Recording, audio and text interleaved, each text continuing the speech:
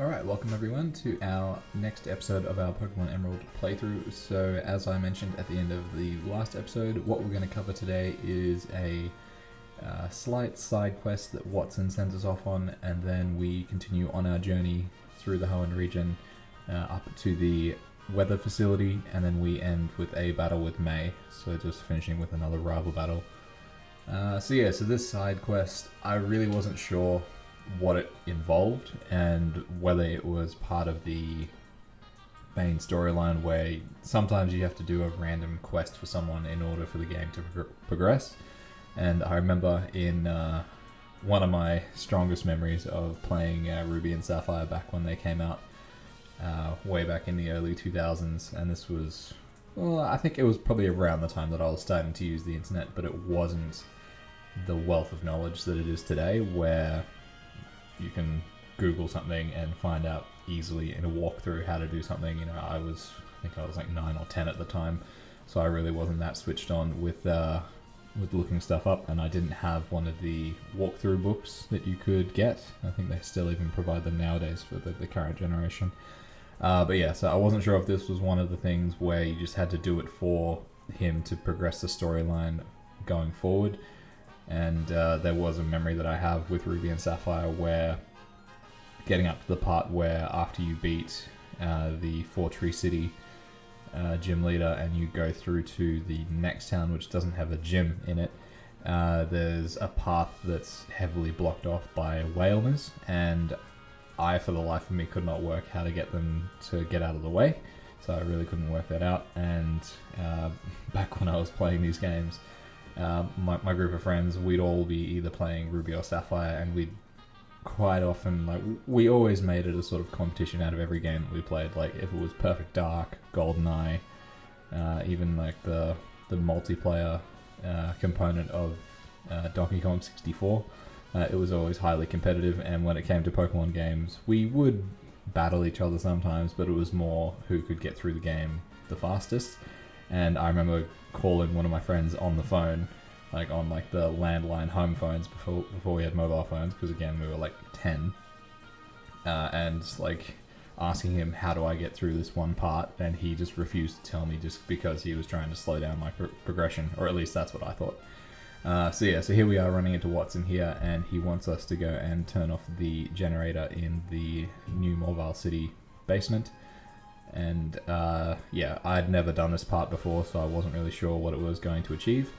And as you can see here, I don't even know where he was talking about. So a lot of this episode will be just wandering around trying to find stuff and work out where everything is, with lots and lots of random encounters.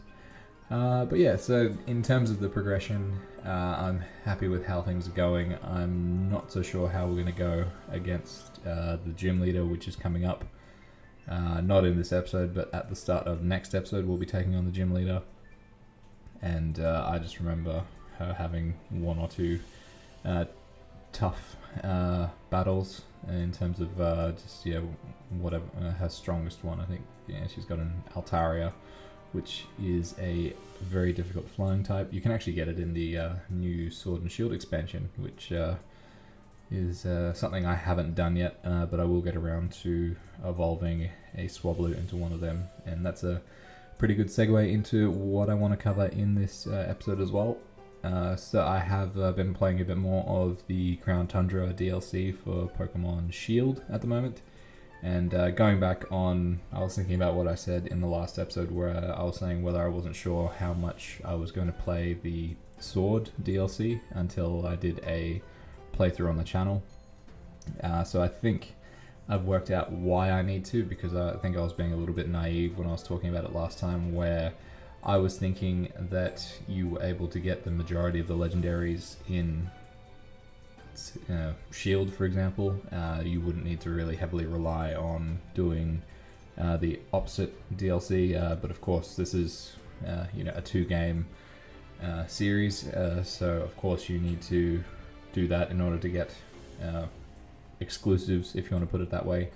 But yeah, it is quite clever in what they've done. So I feel like I can start going into a few little bit of spoilers now, because the game's been out for over a week, or the DLC's been out for over a week, and the storyline's not that long.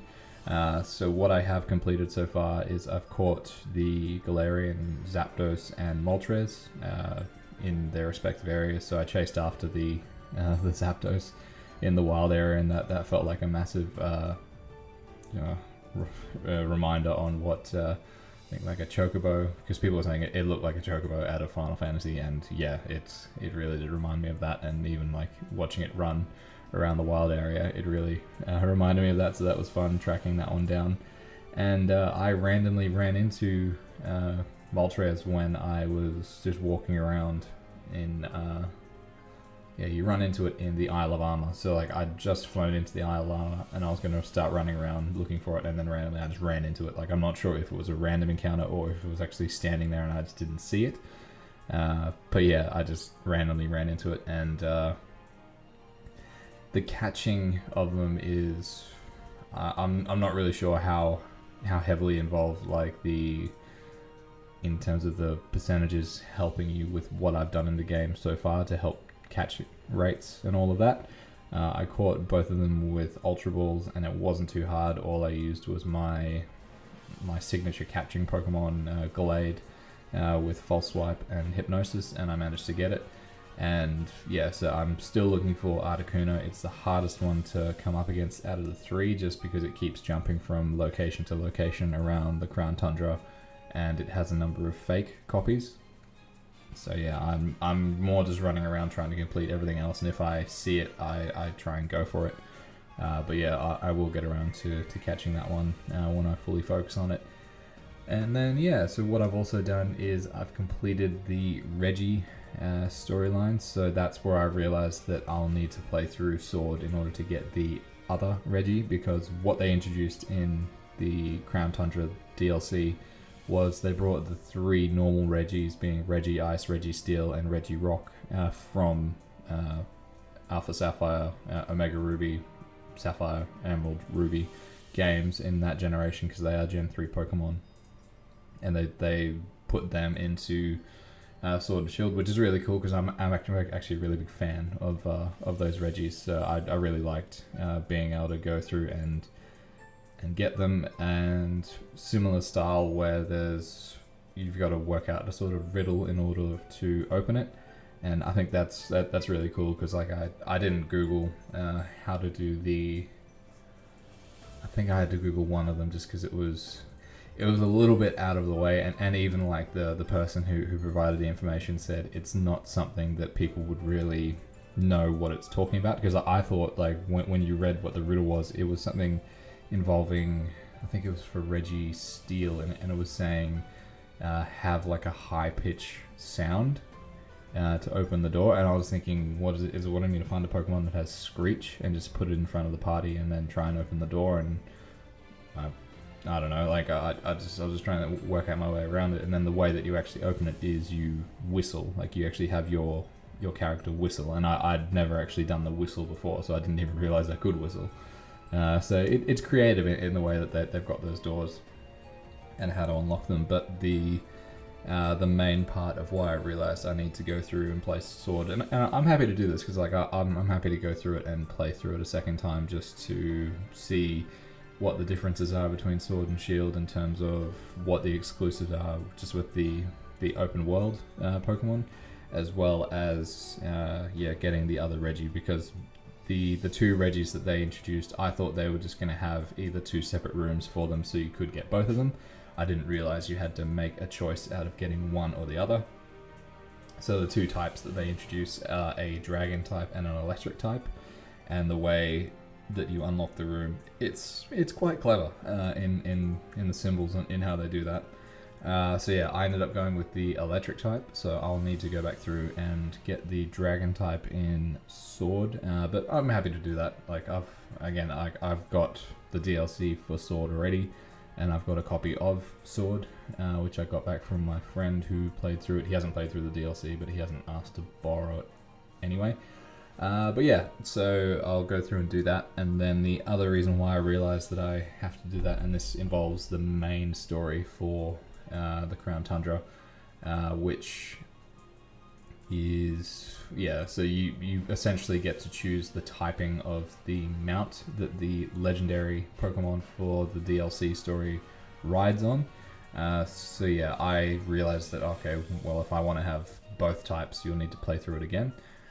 So yeah, I'm trying not to spoil it as much. I know there might be people who are still wanting to play it that haven't either played the whole game or anything like that. But yeah, so that's what that involves there. So I think it's creative in how they've done that, because it does make some replayability for those games. You know, they've done it before, like it's nothing new, but it's cool that they've put that in again with the Crown Tundra.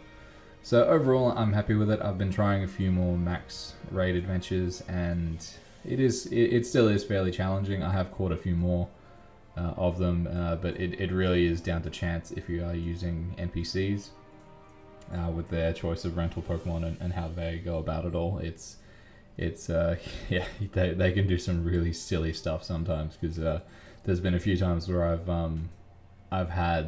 I always try and have them with the really good typing, and then I try and just make the best of what I've got, because I've found that I've had more success doing that way, where if I can always work around a bad situation, whereas like if I have them say like they've got like a water type and I choose that I want to go up against a grass type raid, they're really in trouble, because the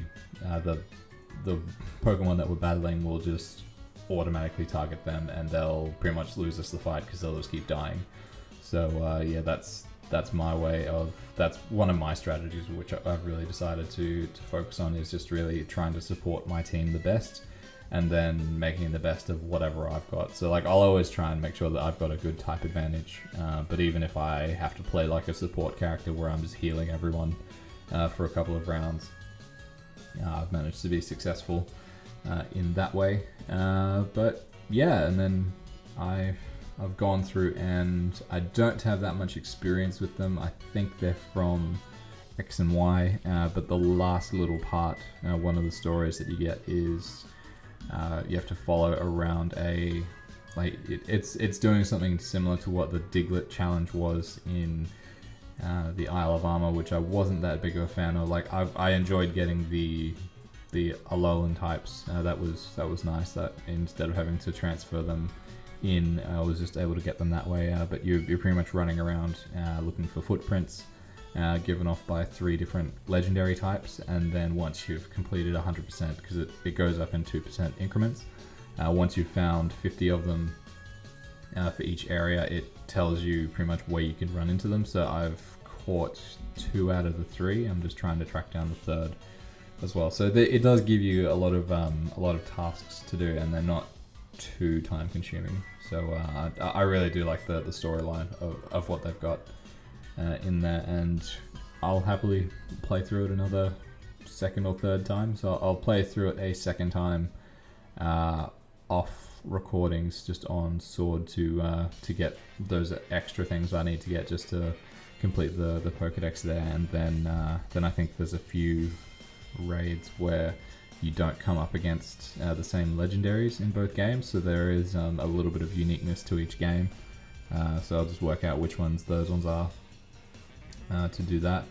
And then I think what I might end up doing is I might choose to do Shield to do a playthrough on the channel, and what I'm planning on that being is a fairly hefty playthrough where it's not going to be like I'm doing it here. Like I'm really just trying out different styles with this playthrough, and I'm enjoying the way that I'm doing it and all of that. But I think what I'd much rather do is do a bit of a longer series where I'm not editing too much of the audio afterwards. Like I'd really like to do some in-game commentary similar to what I did with the Final Fantasy and the Metal Gear Solid playthroughs that I've done. I do like doing this sort of format because I can choose what I want to talk about afterwards, and I don't really have to worry about doing it on the spot while I'm trying to choose where I go and how I battle. But I think with Sword and Shield, it's a very different type of game to what Emerald is, and similar to Platinum as well, I'd say, where it's, when I say it's a lot more linear, it's because like both games are linear, obviously, in the way that the gym battles work. and all of that. But I think it's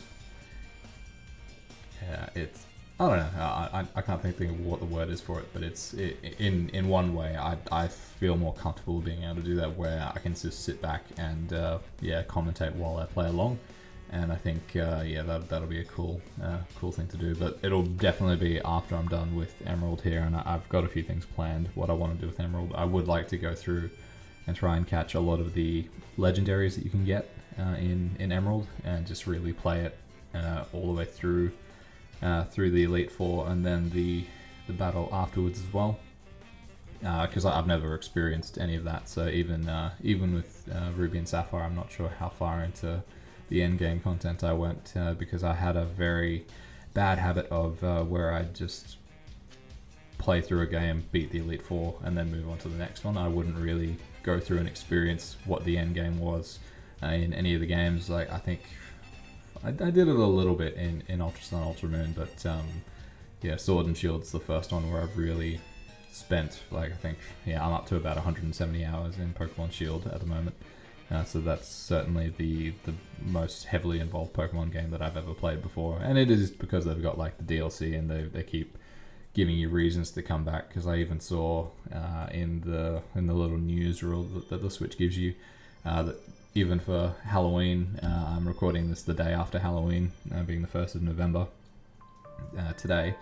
But yeah, like how they've got Halloween themed Pokemon appearing in the dungeons in the wild area. So like it's very smart theming that they're going along. That they've really given this some thought in terms of planning out how to keep people coming back to the game, and giving them a reason to keep visiting it, even just on not giving. Well, I guess there is a sort of daily aspect to the game nowadays in terms of how you can collect certain like the raid points and all of that, and do different things each day.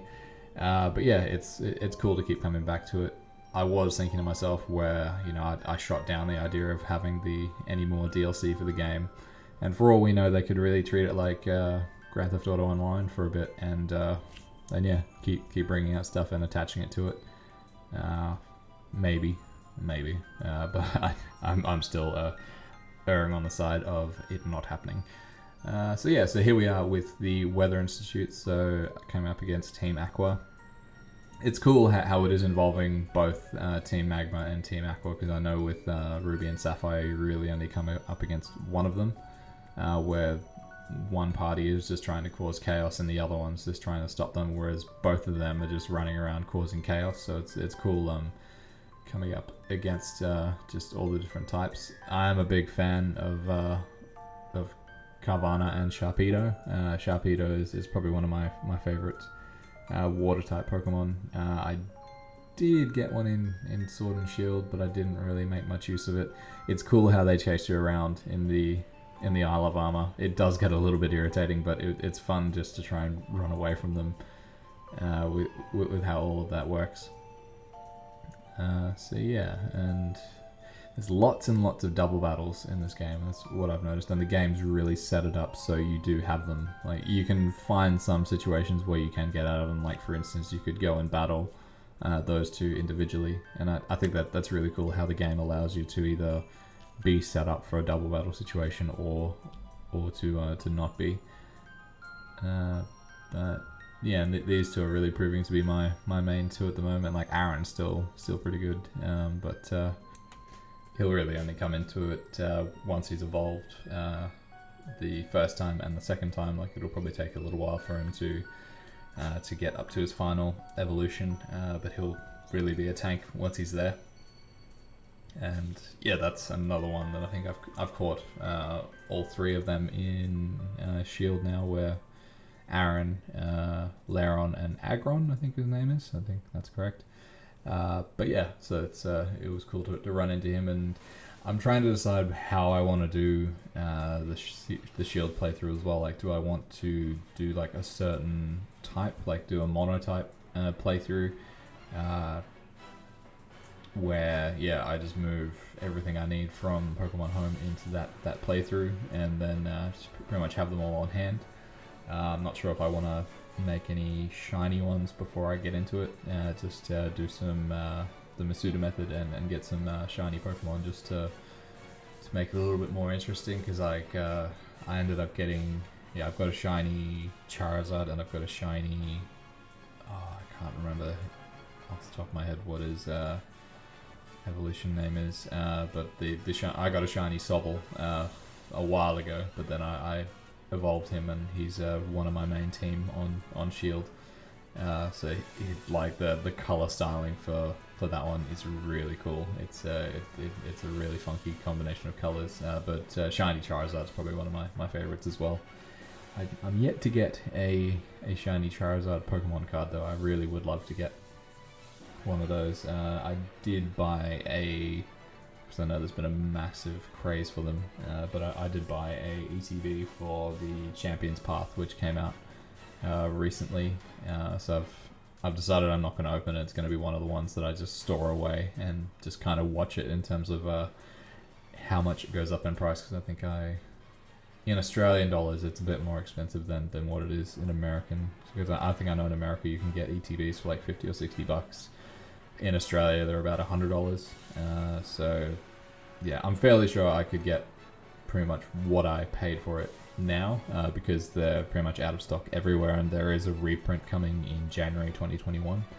But yeah, I just want to kind of see what sort of money I can get out of it down the track as a sort of different style of investment thing, because I know people have made some good money out of them before, and I've tried collecting the other sets, so I'm not missing out on too much with Champions Path. Like I have bought some other stuff where I just want to open a few packs and see how I go, but I looked at that ETB and like I even got a special container for it where I just want it to sit and sort of mature like red wine, just let it age and then see how it goes a few years down the track, where it might be worth something, especially just because Charizard always tends to sell.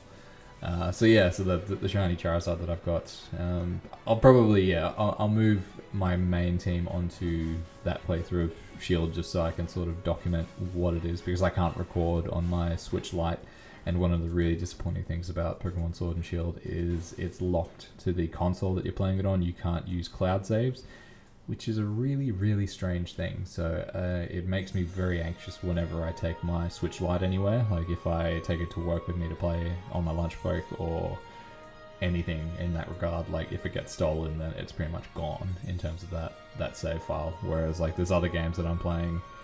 I haven't checked whether the 3D Super Mario All-Stars collection has cloud saves. I'm fairly sure it would, because there wouldn't be any reason why it wouldn't. But yeah, there's that and Animal Crossing. They're both, I don't know why they don't have a cloud save function available. I know there's a risk of people cheating, like duping items in both games, because it has an online aspect. And yeah, it's the same with FIFA as well. It's just really frustrating. Just they really need to draw a line between online play and offline play, and just work something out there. But I will show them off, because I think it's a cool team that I've put together. And I might come up with like a roster of Pokemon that I've never really used before in any playthrough, just so I can experience it and see what they're like using it through there. And doing like a certain type would certainly make it a bit of a challenge. And in certain situations, I'm not sure if I want to do a Nuzlocke or not with it. It would be easy to replace stuff than other games, because especially having the EXP share going across the entire team, you could train up a replacement pretty fast. So it wouldn't be like other situations where if your main one dies, or if your whole team dies, then you're in trouble. That's certainly happened to us once or twice so far in this playthrough now, hasn't it? Which has always made it a bit of a challenge. But speaking of challenges, these trainer battles, these rival battles with me just really aren't that bad as they used to be, because I know we had trouble with that one just before we went up against Watson. But yeah, ever since it really hasn't been too bad against her.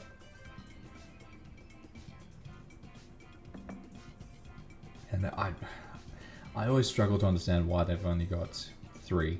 Like this far into the game, where I've got, well, arguably a team of 5 that I use plus 1 filler that I'm I will have all my ones filled by next episode, I think, in terms of the ones that I want to use. But I actually have good plans for the cast form as well, because cast form is a Pokemon that I've never used before in any other playthrough, and I've watched a few challenges where YouTubers have done playthroughs with only cast form in their team, and it's really cool the way that they can change and adapt it. So I've always had it in the back of my mind that I wanted to get him involved in some way, not to constantly change him to suit each type, but I just want to turn him into a certain type and make him strong in that way, and then have him as that fill-in type, because I think that'd be really cool. I could really do that with the fire type, since there aren't any really good fire types available through all of this, but then or there's the ice type as well. So, or I could alternate them. The only bad thing is that I know that TMs do break and they don't come back in this. Whereas, like in the later games, I think is it in Alpha Sapphire, Omega Ruby, I think, where the TMs don't break. So you can just change up. Yeah, I think one of the things they did with cast form was they changed it up because they could just keep replacing each skill as they went along, and even because then it replaces the PP when you lose it. So just say you've got a move with no PP left, you can just override it with another skill, and then it's got a full amount again. So it's like not having to require ethers or elixirs or anything like that. So here we are in Fortree City. So we will have a gym leader battle first up in the next episode, which I think it will be challenging, and we'll try and work out a way to do it. But the good thing is that we have a lot of trainers in and around us that I've pretty much avoided this whole time. So we'll start off with the gym battle against the flying type gym leader, and then we'll go from there. So thank you very much for watching, guys, and I'll catch you guys in the next one. See ya.